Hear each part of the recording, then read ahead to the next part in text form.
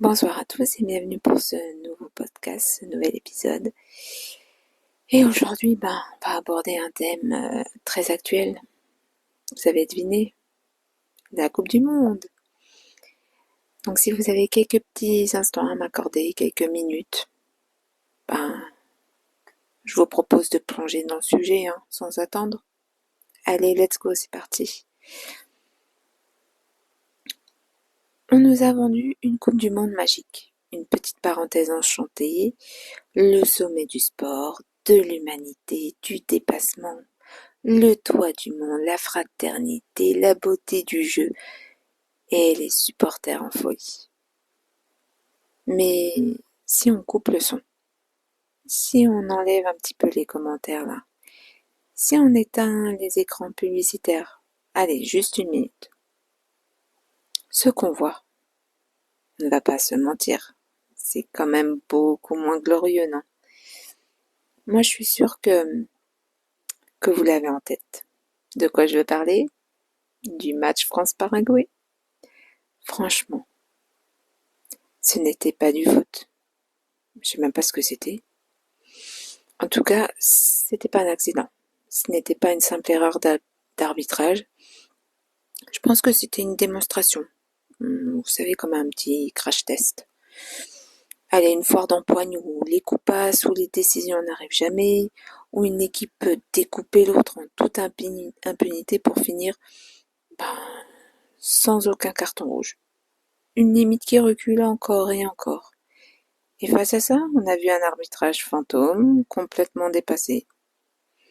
Puis à la fin, un arbitre discrètement écarté en coulisses. Allez hop, tu dégages.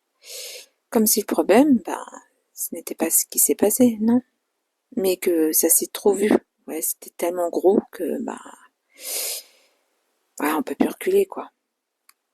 Alors on peut continuer à parler d'incompétence, de manque de niveau. Mais au fond, on voit bien que ce n'est pas ça. Ce qu'on regarde, c'est tout un système. Un système qui tolère, qui arrange et parfois qui organise ce chaos.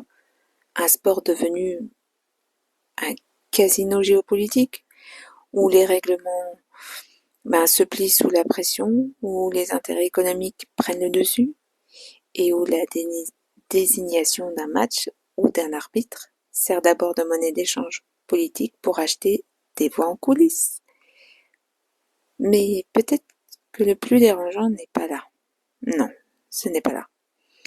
Si on regarde vraiment, il y a autre chose. Pourquoi ce chaos il continue d'exister? Parce qu'il fonctionne, parce qu'au fond, on n'est plus vraiment surpris. On le sait, et puis on le voit, mais on continue. Premier petit tabou, c'est ce deux poids deux mesures culturelles.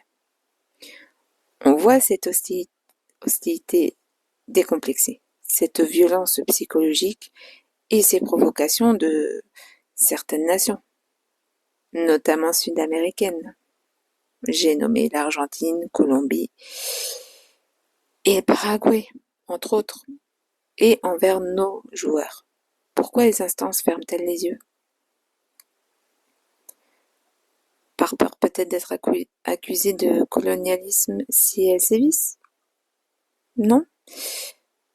Alors on légitime la haine et l'anti-jeu sous le pavillon de la grinta et du folklore. On accepte que le terrain devienne une zone de non-droit parce que commercialement, le récit du Sud qui prend sa revanche sur le Nord, ça fait vendre.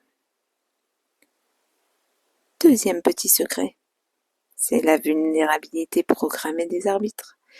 On ne choisit pas les meilleurs pour ces matchs à élimination directe. Non, non.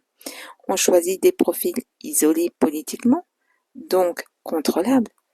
Un arbitre sait que s'il applique le règlement à la lettre, s'il distribue 3 cartons rouges et qu'il casse le spectacle, on va le suspendre. Le suspense, en tout cas, qui est attendu par les diffuseurs, ça passera pas. Donc sa carrière internationale, elle est brisée. Le lendemain, le laxisme est une consigne invisible. Maintenez le chaos, parce que le chaos fait tourner l'industrie des paris en ligne et remplit le tiroir caisse. Et pendant ce temps-là, nos propres fédérations, comme la FFF, courbent les chines. Alors oui, devant les caméras pour calmer le supporter, elle râle. Mais en coulisses, c'est silence, elle se taise. Pourquoi? Parce que le silence est acheté par des subventions et des promesses de carrière individuelle dans les comités exécutifs de la FIFA. On vend la sécurité et l'intégrité des joueurs sur l'autel des ambitions des bureaucrates. Et au milieu de ce cynisme, il y a bien sûr les joueurs, hein. On les traite comme des machines de divertissement, des icônes intouchables ou des lignes de statistiques. Mais sur la pelouse, sous la chaleur, ce sont des hommes à qui on impose un rythme inhumain, des hommes qu'on envoie au mastic dans des stades hostiles et à qui on demande de rester digne, de se taire, de subir les coups en traître et les insultes, et puis sans broncher, hein, sous peine d'être lourdement sanctionné. On oublie trop souvent que sous le maillot, il y a des corps qui s'usent et des esprits qu'on pressure pour que le spectacle, lui, continue. Alors je sais ce qu'on va me dire. Ah, je vous vois venir là. Ouais, c'est beau ton constat là. On le sait déjà que le système est pourri. Alors si t'es si maligne, qu'est-ce que tu proposes toi? Il y en a des solutions concrètes, elles existent. Et si vous voulez vraiment assainir les jeux, premièrement, on pourrait peut-être déjà exiger la transparence absolue, la sonorisation en direct et publique de la VAR et des arbitres. Si le monde entier entend les consignes, les hésitations et les pressions dans l'oreillette en temps réel, l'omerta elle s'effondre. Et puis on pourrait retirer définitivement la gestion de l'arbitrage à la FIFA, non? Et aux fédérations. On pourrait la confier à des agences de management et d'audit totalement indépendantes. Regardez la NBA ou la NFL ou le monde de la finance. C'est pas parfait là-bas, mais bon, ils sous-traitent leur supervision à des centres techniques neutres pour éviter la corruption locale. Pourquoi pas ne pas créer une agence, je sais pas, mondiale de l'officiant sportif sur le modèle de l'agence mondiale antidopage? C'est un exemple, hein. Une structure privée, indépendante, qui recrute et évalue les arbitres sur des critères purement techniques. Si un arbitre, par exemple, cède à une pression politique, son agence le rétrograde pour protéger sa propre valeur marchande. On supprime d'un coup de scalpel le clientélisme. Mais ces réformes demandent de sortir de notre propre hypocrisie. Le système ne tient pas uniquement grâce à eux, il tient parce qu'il est regardé, parce qu'il est attendu. Un match propre, maîtrisé, sans tension.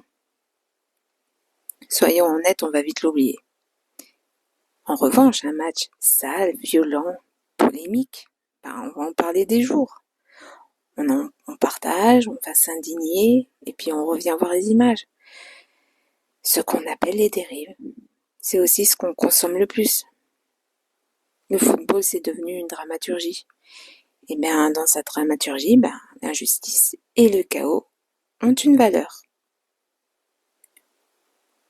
Le système n'est pas seulement corrompu, il est parfaitement aligné avec ce qu'on accepte. Le changement ne viendra pas d'en haut. Non, il va venir du portefeuille. Le jour où l'éthique rapportera plus d'argent que la complaisance, les règles seront appliquées. Tant qu'on boycottera sur les réseaux, mais qu'on sera là au coup d'envoi, on sera les premiers financeurs de leur casino. Alors je vais vous poser une question.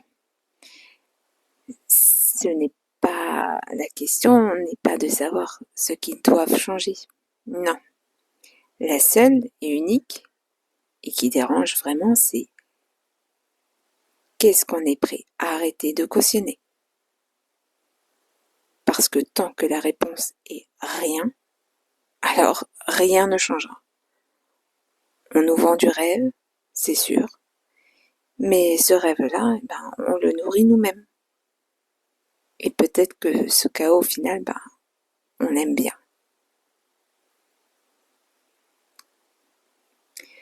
Sur cette question, je vous laisse à méditer. J'attends peut-être aussi vos réponses.